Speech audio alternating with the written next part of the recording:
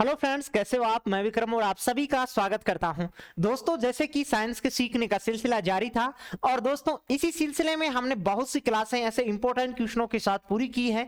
यदि आप लोगों ने उन क्लासों को अभी तक नहीं देखा है तो डिस्क्रिप्शन बॉक्स में प्लेलिस्ट का लिंक दिया गया है, वहां उन सभी क्लासों को आप क्रम से देखते हुए आइएगा, जिसमें हमने राजस्थान पुलिस या अदर किसी कॉम्पिटिटिव एग्जाम जिसकी आप तैयारी कर रहे हैं उसमें सामान्य विज्ञान यदि सिलेबस में है, वहां ये आपके लिए ये जो क्वेश्चन मैंने पूरे करवाए हैं या जो जितने भी क्वेश्चंस आगे पूरे करवाने वाला हूं, ये क्वेश्चंस आप लोगों के लिए मील के पत्थर साबित होने वाले हैं। तो इन सभी क्वेश्चनों पर पूरे ध्यान के साथ मेरे साथ इस वीडियो में आज भी सफर कीजिएगा।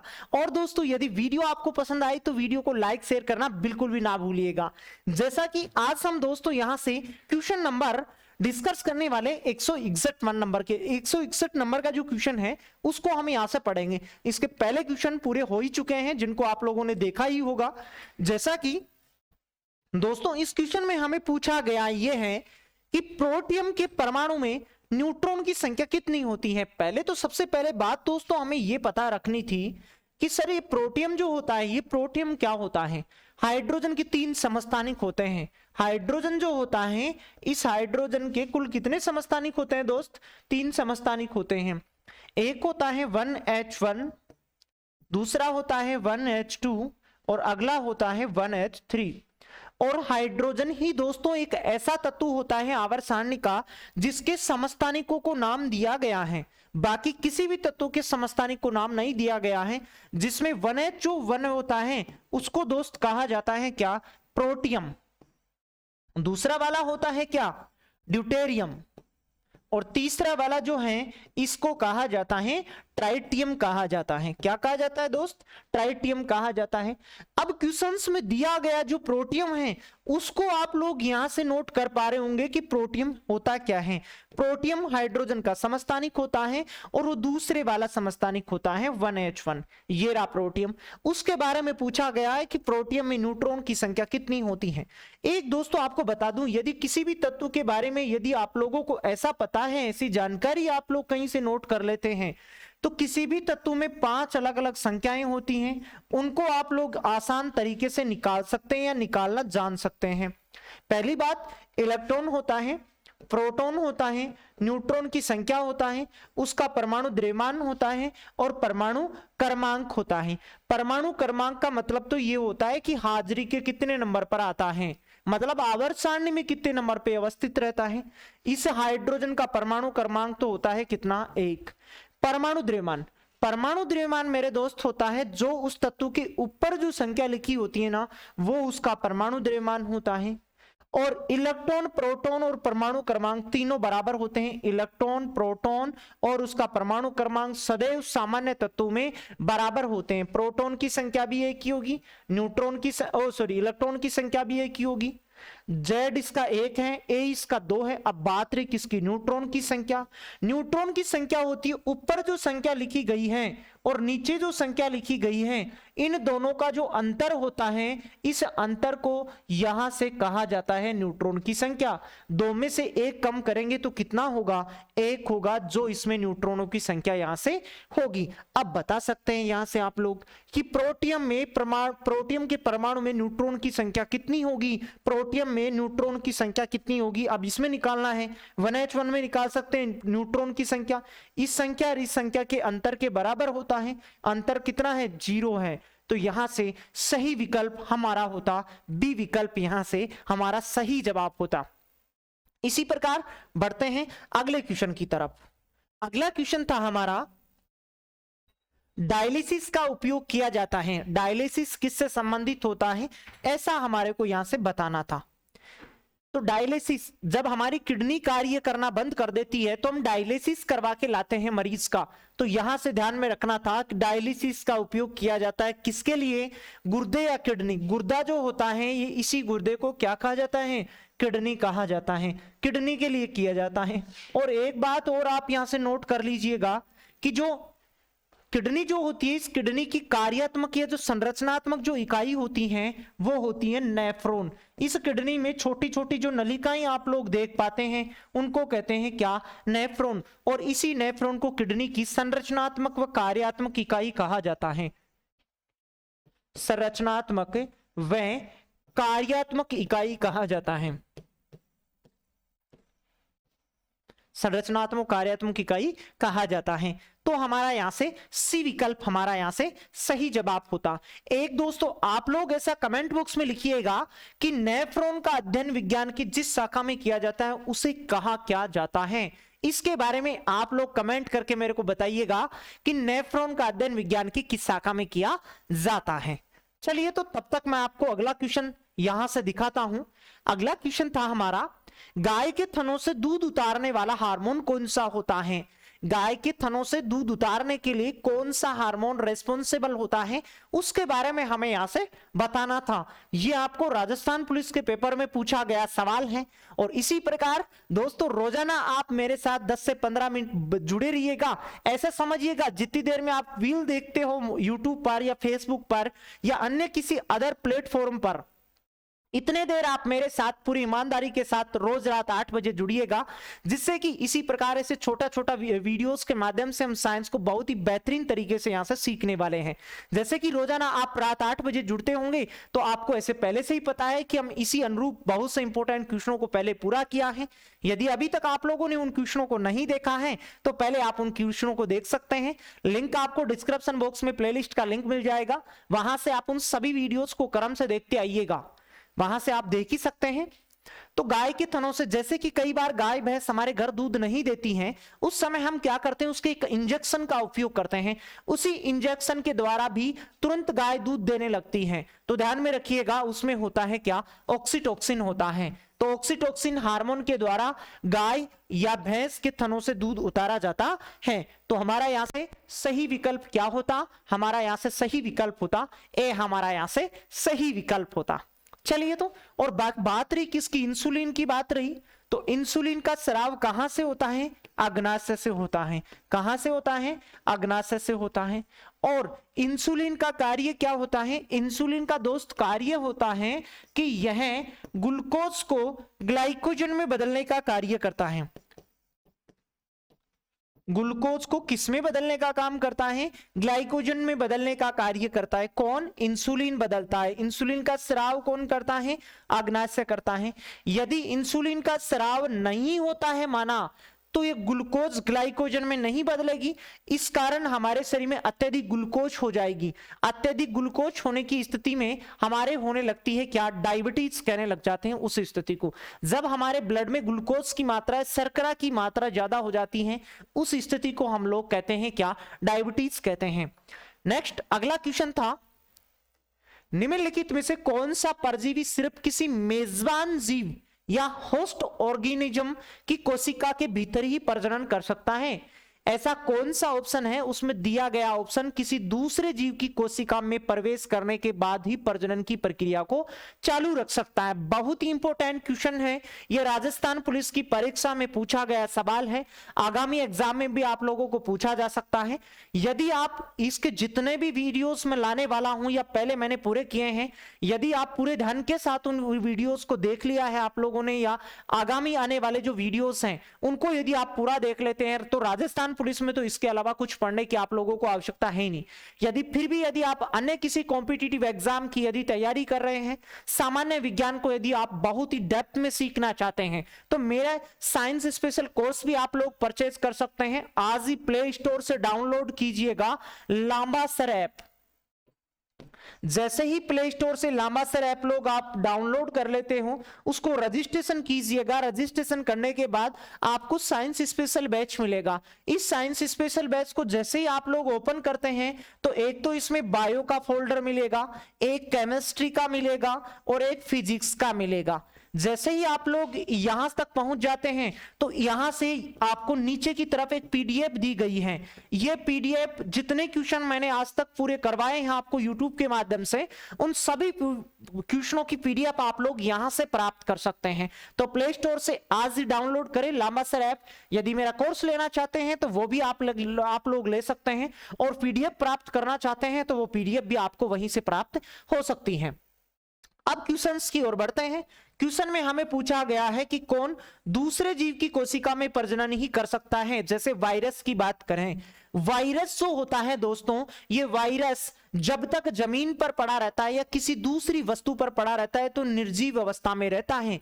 कैसी अवस्था में रहता है? ये होता है निर्जीव। ना तो ये पाचन करता है, ना अवशोषण करता है, ना उत्सर्जन करता है, ना बोलता है, ना चलता है, ना फिरता है, कुछ नहीं करता है। इसके अलावा यदि ये वायरस, जैसे मान लो इस मार्कर पे वायरस पड़ा हुआ था, वायरस लगा हुआ था, इस वायरस के मैंने हाथ टच किया, हाथ टच करने के बाद जस्ट 2 मिनट बाद जाके मैंने खाना खाया, तो वायरस कहां चला गया? मेरे शरीर की कोशिका के भीतर चला गया। अब वो वायरस 2 से 4 होंगे, 4 से 8 होंगे, 8 से 16 होंगे, तभी वायरस प्रजनन कर सकता है। जब तक इस मार्कर के ऊपर, जब तक इस पेन के ऊपर वायरस रखा था तो प्रजनन कभी भी नहीं कर रहा था। वायरस तभी प्रजनन करता है जब किसी दूसरे जीव की कोशिका में वो प्रवेश कर जाए। तो सही विकल्प होता है ए विकल्प हमारा यहां से सही होता।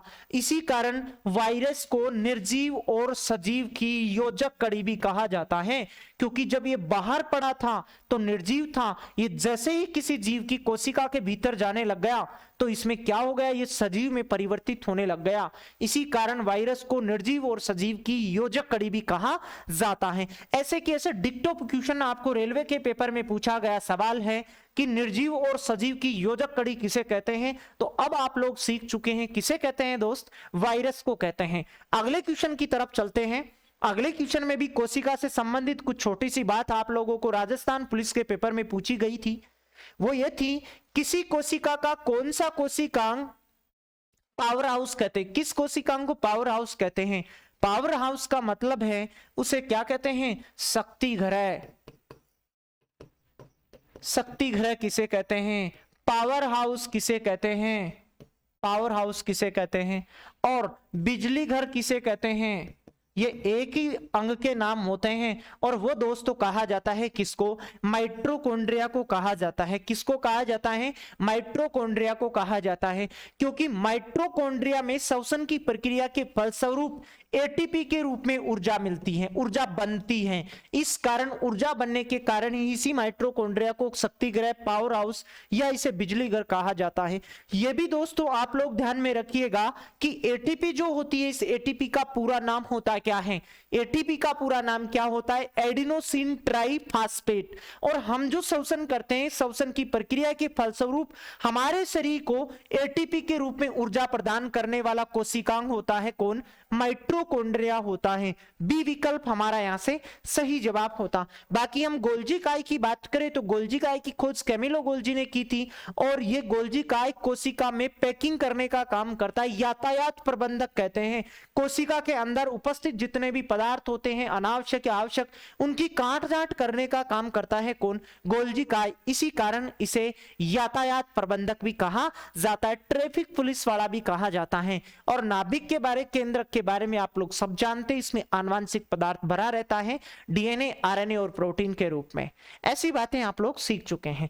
चलिए दोस्त आगे बढ़ते हैं। अगला क्वेश्चन था हमारा कि विद्युत धारा की मात्रा को मापने के लिए निम्नलिखित में से कौन से यंत्र का उपयोग किया जाता है?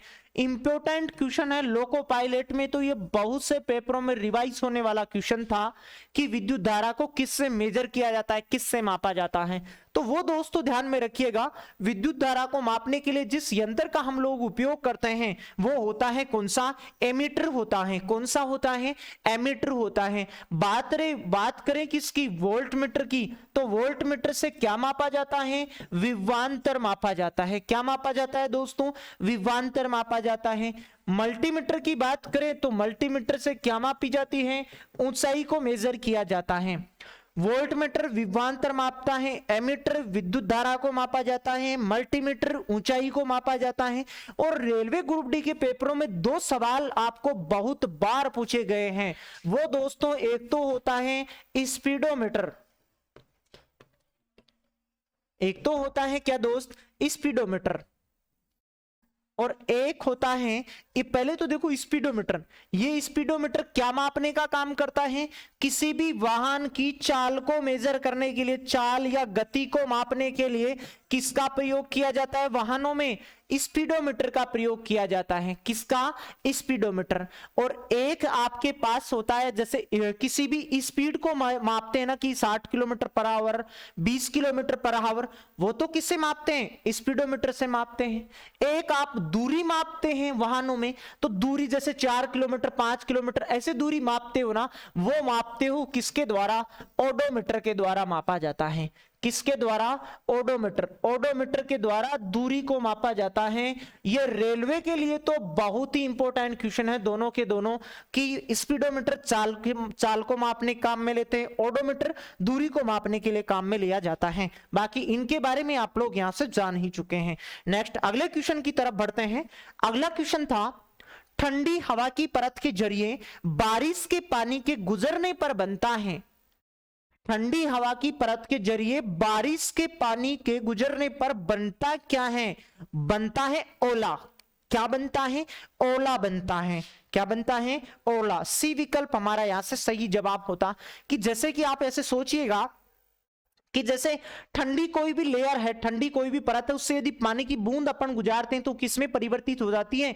बर्फ में परिवर्तित हो जाती है, जो ओले के रूप में हमारे पृथ्वी पर गिरने लगती हैं बारिश की बूंदें। ये देखो राजस्थान पुलिस के परीक्षा में, पेपर में, राजस्थान पुलिस के पेपर में ही पूछा गया सवाल है। इसी के अनुरूप आपको आगामी एग्जाम में भी ऐसे ही क्वेश्चन आप लोगों को देखने को मिलने वाले हैं। तो यदि आप लोग आज ही नए बने हुए हैं, यदि आप लोगों ने इसके पिछले वीडियोस को नहीं देखा है अभी तक, तो इसके पिछले वीडियोस जितने भी मैंने आपको पूरे करवाए हैं उनको भी आप लोग देखिएगा। और वीडियो आप लोगों को पसंद आए तो अपने अन्य साथियों को भी आप लोग शेयर करिएगा।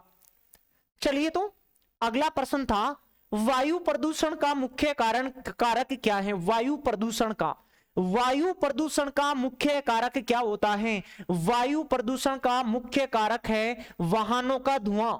क्या है? वाहनों का धुआं है। और इस वाहनों के धुएं में सबसे ज्यादा मात्रा में पाया जाता है क्या? सीसा, जिसे हम लोग कहते हैं प्रतीक चिन्ह के अनुरूप क्या? पीबी कहते हैं। क्या कहते हैं दोस्त? इसको पीबी कहते हैं, सीसा कहा जाता है। तो सबसे ज्यादा वायु प्रदूषण करने का काम कौन करता है? यही सीसा करता है। ए विकल्प हमारा यहां से सही जवाब होता। चलिए, तो कुछ एक आध क्वेश्चन और बचे, उनको पूरा करके आज के सेशन को हम यहां से विराम देने ही वाले हैं। अगला क्वेश्चन था, HIV से होने वाला रोग। इसके बारे में तो आप पूरी डिटेल आपको पहले भी मैंने बताई है। यदि आप इसके पिछले वीडियोस में यदि कंटिन्यू बने थे मेरे साथ, तो उन सारी बातों को सीख चुके थे जो कि मैं आप लोगों को अब बताने वाला हूं। HIV के बारे में, HIV का एक तो दोस्तों आप लोग ध्यान में रखिएगा, पूरा नाम ध्यान में रखिएगा। पूरा नाम होता है ह्यूमन इम्यूनो डेफिशिएंसी वायरस, इसका पूरा नाम होता है। HIV के द्वारा होने वाला रोग होता है एड्स। क्या होता है? एड्स होता है। इस एड्स का भी पूरा नाम ध्यान में रखिएगा। एड्स का पूरा नाम होता है एक्वायर्ड इम्यूनो डेफिशिएंसी सिंड्रोम, जबकि HIV का पूरा नाम मैंने बताया ह्यूमन इम्यूनो डेफिशिएंसी वायरस, इसका पूरा नाम होता है। और एड्स का पूरा नाम होता है एक्वायर्ड इम्यूनो डेफिशिएंसी सिंड्रोम, इसका पूरा नाम होता है। इसके अलावा आगे मैं बात करूं कि HIV क्या है? एक HIV एक वायरस है, यानी कि एड्स जो रोग होता है ना, ये वायरस जनित रोग होता है। कैसा होता है? वायरस जनित रोग होता है। और HIV जो वायरस है, ये रेट्रो फैमिली का वायरस होता है। रेट्रो फैमिली का वायरस होता है। और इस एड्स के लक्षण जो होते हैं, इनको कम करने के लिए जो औषधि हम लोग काम में लेते हैं वो होती है एजिडोथाइमिडीन, AZT जिसे कहते हैं, औषधि काम में ली जाती है। अब तो बता ही सकते थे, अब तो आपके लिए बहुत ही चुन्नू क्वेश्चन बन चुका है ये, जब आप लोग इतनी बातों को पिछले वाली क्लास में जानते थे। तो HIV से होने वाला रोग कौन सा होता है दोस्त? एड्स होता है। कौन सा होता है? एड्स होता है। डी विकल्प हमारा यहां से सही जवाब होता। जैसे कि अगला क्वेश्चन है, और आज का यह अंतिम क्वेश्चन रहने वाला है कि ऑपरेशन फ्लड का संबंध है। ऑपरेशन फ्लड का संबंध किससे है? ऑपरेशन फ्लड अधिनियम की सबसे पहले शुरुआत, ऑपरेशन फ्लड की सबसे पहले शुरुआत दोस्तों कब की गई थी? इस की शुरुआत सबसे पहले 1970 में की गई थी। और इसका संबंध किससे है? दूध उत्पादन से है। दूध उत्पादन यानी कि डेयरी से संबंधित है। किससे है? डेयरी विकास से है। ए विकल्प हमारा यहां से सही आंसर और सटीक आंसर होता। यदि सन के बारे में पूछा जाए तो वो भी आप लोग ध्यान में रखिएगा। सबसे पहले इसकी शुरुआत 1970 में की गई थी और ये डेयरी विकास के लिए जाना जाता है। इसी प्रकार दोस्तों आज के इस छोटे से वीडियो में यदि पूरी ईमानदारी के साथ मेरे साथ यहां तक आप पहुंचे हैं तो आज के जितने भी क्वेश्चंस मैंने आप लोगों के लिए डिजाइन किए थे वो सभी क्वेश्चंस आप लोग समझ गए होंगे। इसी के साथ दोस्तों यदि आपको ये सेशन पसंद आया हो तो लाइक शेयर करना बिल्कुल भी ना भूलिएगा और मेरे को उम्मीद है लाइक शेयर आप लोग करते ही होंगे। और दोस्तों इसकी पीडीएफ चाहिए आप लोगों को तो इसकी पीडीएफ यदि आपको प्राप्त करनी हो प्ले स्टोर से लांबा सर ऐप को डाउनलोड करें। डाउनलोड करने के बाद आप साइंस स्पेशल बैच में जाइएगा। साइंस स्पेशल बैच में जाने के बाद आपको सबसे जो नीचे की तरफ आपको पीडीएफ अवेलेबल होगी वो इन्हीं क्वेश्चनों की पीडीएफ होगी। चाहे तो आप पीडीएफ भी प्राप्त वहां से कर सकते हैं। आज के लिए इतना ही रहने वाला है दोस्तों, बाकी हम मुलाकात करते हैं इसके अगले वीडियो में। तब तक के लिए आप सभी का तहे दिल से धन्यवाद।